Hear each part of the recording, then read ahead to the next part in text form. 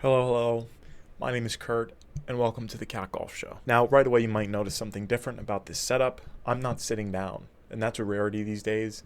I do have a standing desk, as you can see, or not really, actually, considering that this is on a tripod and it's a stationary thing. You can't really see. But yeah, I have a standing desk. I've had it for a couple years now. When I first got it, I used it a lot. I used to stand up a lot, but just because like sitting down literally takes years off your life. So yeah, when I first got it, I used to stand up quite frequently. But then, as time's gone on, I've started sitting more, and now I pretty much never stand. The last time I stood was I think it was a couple weeks ago when I was trying to write my novel. I was editing a part of my novel that I'm rewriting, and I couldn't think of anything. I was just like restlessly like twitching and like couldn't really do anything. So I stood up and the ideas started flowing. So maybe that's a good thing. This episode is just going to serve as sort of a general update, I guess, as well as maybe a little bit of advice type deal, situation type shit. So if you're keeping up to date with the cat golf lore, I like standing up because it's like I can bounce around and I can I can move around. So yeah, if you've been keeping up with the cat golf lore, you know that the last episode was me and my friend. Now this is the friend that I've been hyping up this whole time that I've been doing this show, saying, you know, we're gonna do an episode together. We're gonna do an episode together, and it's finally out. The longest cat golf episode to date, hour 24 minutes, and that's with heavy editing, you know, to cut down the runtime. But it would really mean a lot to me if you guys went and supported that video. We worked really hard on it. Or rather, we worked really hard to record it, and I worked really hard to edit it. No offense to my buddy Jasmine. Um, that's a reference to the video. You get it if you go and watch it.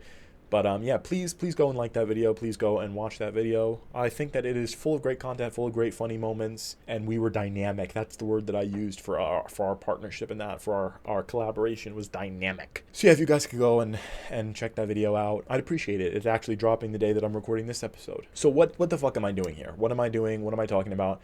I've not been recording as much in general. Like, I've recorded an episode a week early these days. I've been just recording like one episode. I've not really been doing more than one per week because life has been getting really busy. I've been busy at work. I've been busy with my novel. I've been busy applying to new jobs. I've been busy doing a lot of other, and I've been also very busy dealing with my fucking depression, trying not to, trying not to. But yeah, so it's a lot of different stuff that I've been dealing with. So I've not really been recording as much and as frequently as I was when I first started this YouTube channel. I want to kind of get back into that. Maybe I guess it sort of depends on what I'm going through in my life and also what I have to say in general. And I've not really been thinking about ideas. I've not really been thinking about ideas for videos because I've been, like I said, struggling with so many things in my personal life that I've not really been focused on bringing you guys the latest and greatest in cat golf content, and I apologize for that. So as I said, this video is sort of going to be a life update / advice column thing. So the video before the one about my friend learning to let people go, that was a sort of emotional video to make. It came on the heels of the culmination of a tumultuous situation / relationship that I've been having in my life regarding my ex. That's kind of what I want to talk about, but I also want to talk about the complicated feelings that are associated with that. I realize that I do that quite frequently. I say what I want to talk about multiple times instead of just getting into what I'm talking about. So let me just get into it. So I went on a date with a new person 2 weeks ago now. She lived out of state. I went to go and see her. We had a fun time together. On the drive home, which is about a 2-hour drive, less than that without traffic, I cried.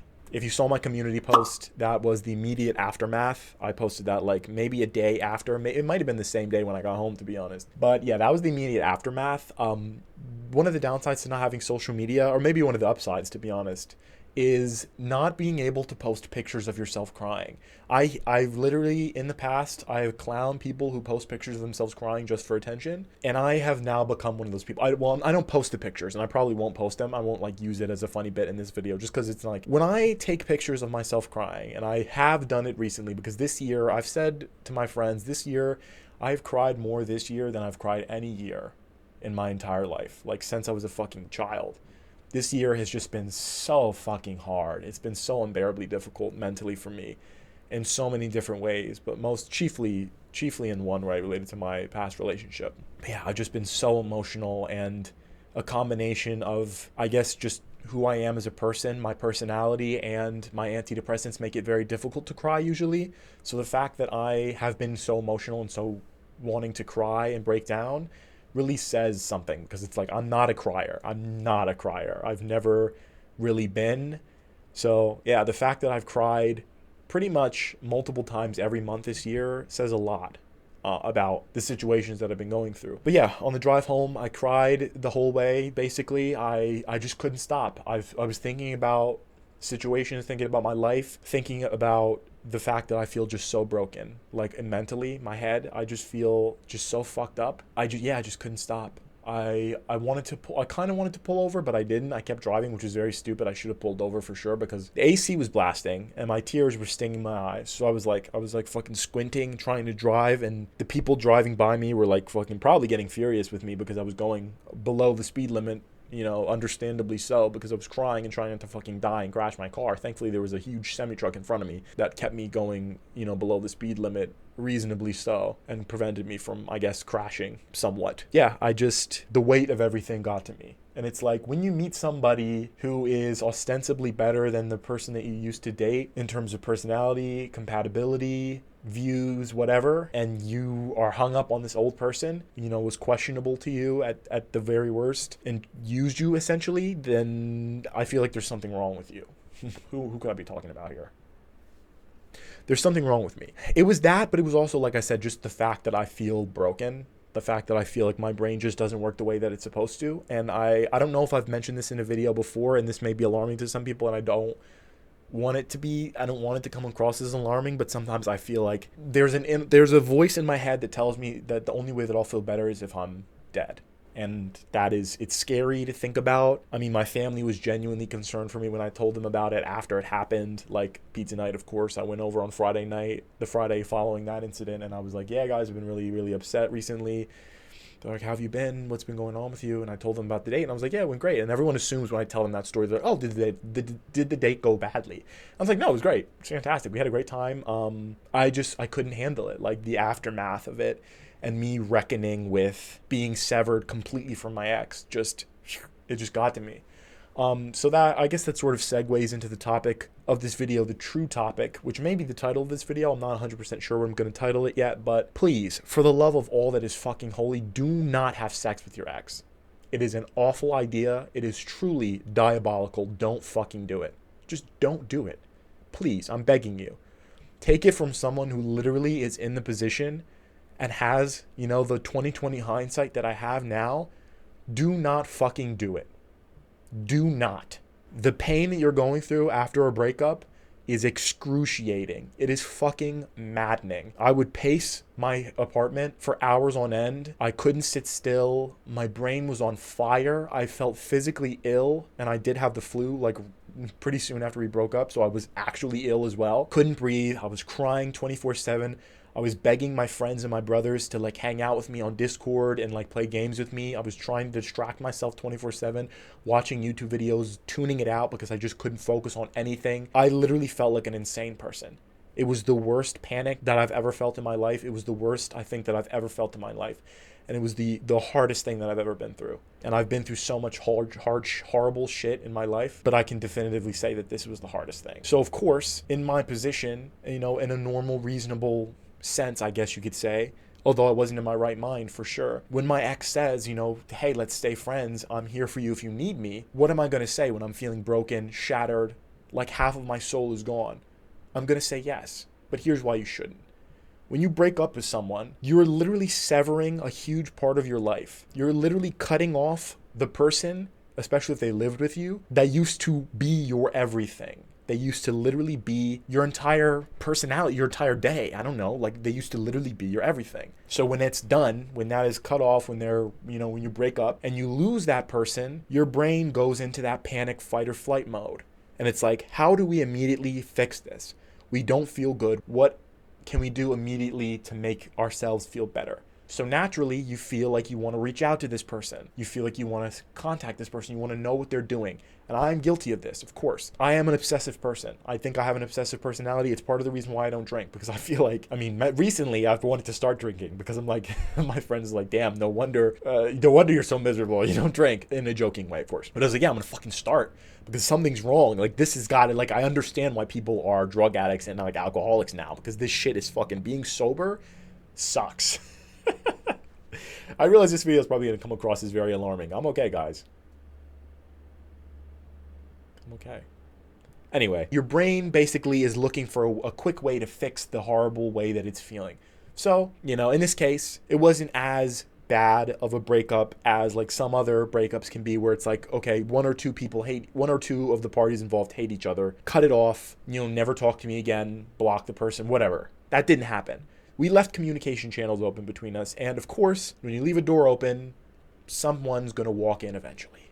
And it just so happened that she walked through that door multiple times. We tried splitting several times after that. It would be a constant, basically yo-yoing effect. We would stop talking for a while, then she'd want to talk to me again, and I would reluctantly agree, and then she would stop, and then it was just like beginning of this year, throughout months of this year, that was the cycle. It was just back and forth, back and forth. And I don't know why I thought this time was going to be any different. To be honest, it's my fault. I'm a fucking moron. I'm the dumbest boy, okay? I'm the dumbest boy. When she tells me, hey, I want to stay friends with you, I'm telling the guys that I'm talking to now to start dating that, we're going to be friends, me and her are going to stay friends, and if they're not okay with that, then they can, kick rocks. I'm under the assumption, that means a lot to me, and that really meant a lot to me because, at this point, romantically, I'm not in love with her anymore. At least I think so. I was pretty sure at that point.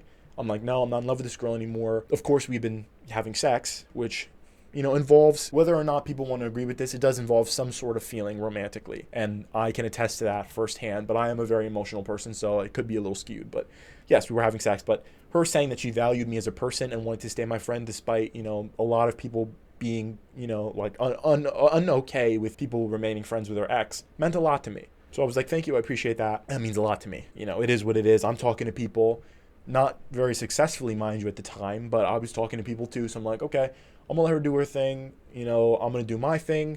We're gonna, do whatever we do, the activities that we do, not sexually, of course, because at this point we'd stopped. And, I'm gonna see what happens. And then it breaks. The moments break down. The relationship shatters. It comes to a head and it's over.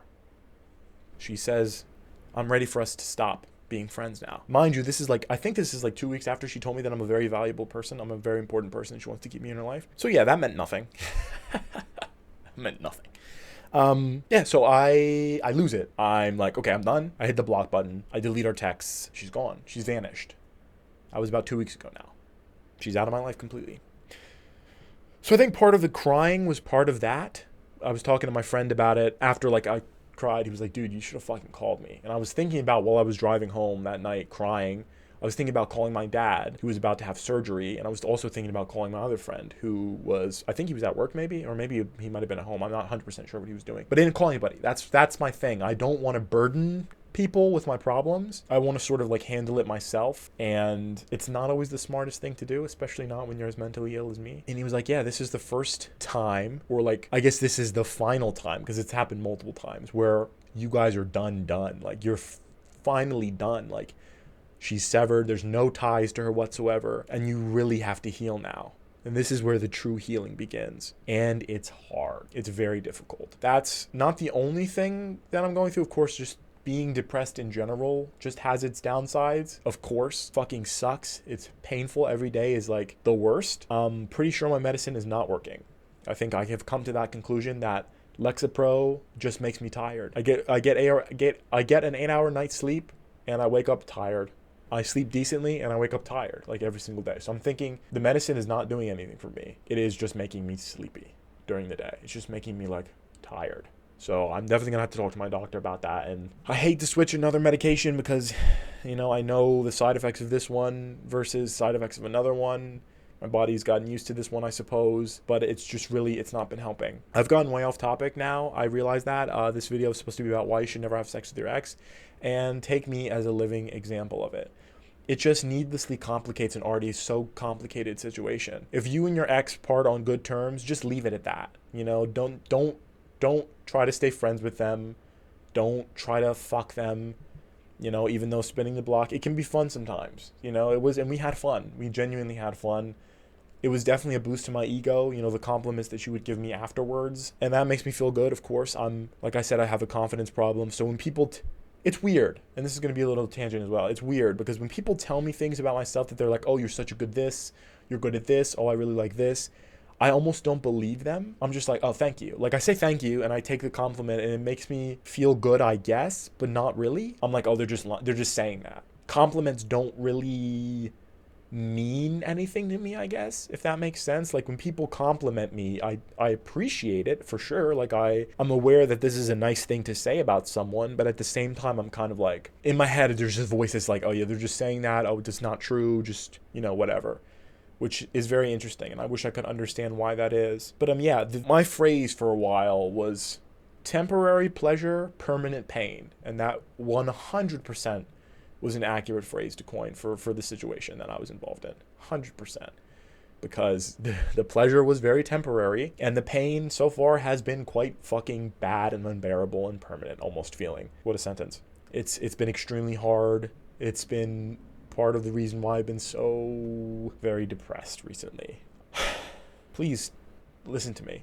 If you take away anything from this video, and I should have listened because my friends told me, Reddit told me, everywhere I looked, I was like, is having sex with your ex an acceptable thing to do?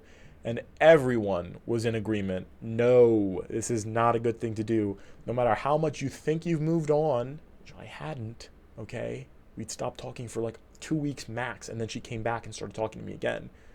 No matter how far along in the healing process you think you are, having sex with the person that you used to love, that you used to be in love with, as they're actively trying to date new people, is a bad idea. There will be jealousy involved. There will be harsh feelings involved. It will not end well for you. So don't do it.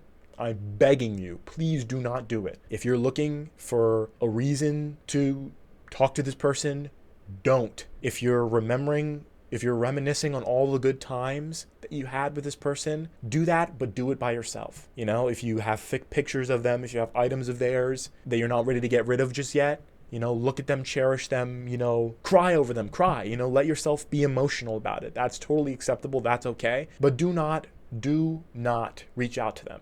It is never worth it. No matter how good you think their intentions are, no matter how good of a person you think they are, it is never worth it. The pussy just ain't worth it. If you're trying to have sex, the pussy just ain't worth it. Listen to me when I say it, okay? Don't do it. Just don't. I'm begging you. I implore you not to. Okay? Okay. Now that that's out of the way, I would like to say in closing, thank you for watching, of course. I'm staying alive, begrudgingly. I am breathing. I have gone on another date with this new person, and we had a great time. We had a really good time. I am just, I'm in that headspace where I feel very scared to open myself up again to someone new. And of course, it's very early in the relationship process. We're not officially dating or anything yet. So it's all sort of, I guess, up in the air right now. And I always feel this pressure on myself to make a decision immediately. I'm like, oh, I got to make decisions. Like, this has to be this. I have to feel this way and this way. And by this point, I have to do this. And none of that is true. There are no set rules. The women that I've entangled myself with up until this point, which is this new girl and my ex, 2 women, have both, I guess, been fast movers, maybe, possibly. And I guess that sort of influenced my opinion on like, oh, things are supposed to move fast and stuff, but not necessarily. And I think I'd actually benefit from taking things a little bit slower, just for my own sake. So that's what I'm going to try to do. I'm trying to be gentle with myself. I'm trying to be patient with myself. But the mental hurdles feel quite high. They feel quite steep. They're hard to overcome. So I'm just trying to make it through. If you made it this far in the video, thank you so much for watching. I appreciate it. Always remember to leave a like, leave a comment. Let me know what you thought about the video. Let me know if you relate, of course. And don't forget to hit the subscribe button as well. As always, I appreciate the views, guys. Thank you for watching, and I'll see you next time. Take care.